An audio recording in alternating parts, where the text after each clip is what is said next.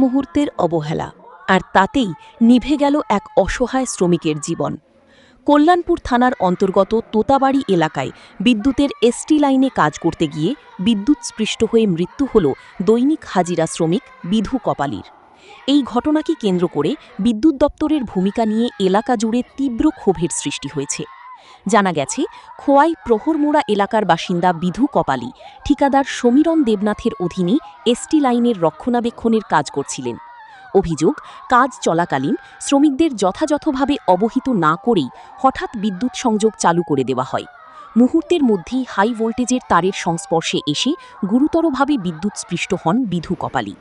সহকর্মীরা দ্রুত তাকে উদ্ধার করে তেলিয়ামুড়া মহকুমা হাসপাতালে নিয়ে গেলে কর্তব্যরত চিকিৎসক তাকে মৃত বলে ঘোষণা করেন।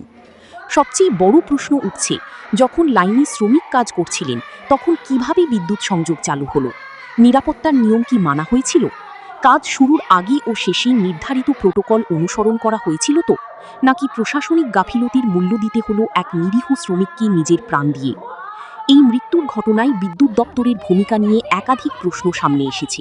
স্থানীয়দের দাবি, ঘটনার নিরপেক্ষ তদন্ত করে প্রকৃত দোষীদের চিহ্নিত করে কঠোর ব্যবস্থা নিতে হবে। পাশাপাশি মৃত শ্রমিকের পরিবারের জন্য উপযুক্ত ক্ষতিপূরণ এবং পরিবারের একজন সদস্যকে চাকরির ব্যবস্থার দাবিও উঠেছে।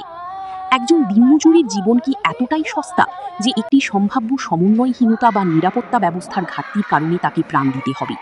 এই প্রশ্নের উত্তর এখন খুঁজছে গোটা এলাকা। Bureau report, planettripura.com।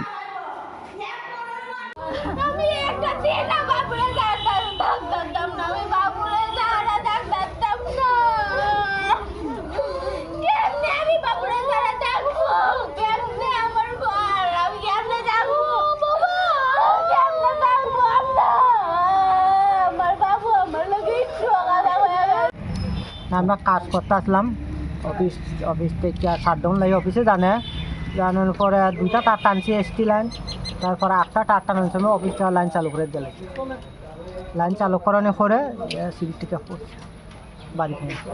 সিঁড়ি থেকে বলছে বলতে কারেন্টে বাড়ি খাইছে, মানে এসটি লাইনের তো পড়ে আছে। এসটি লাইন হসপিটালে আনছেন পরে কি কইছে ডক্টর?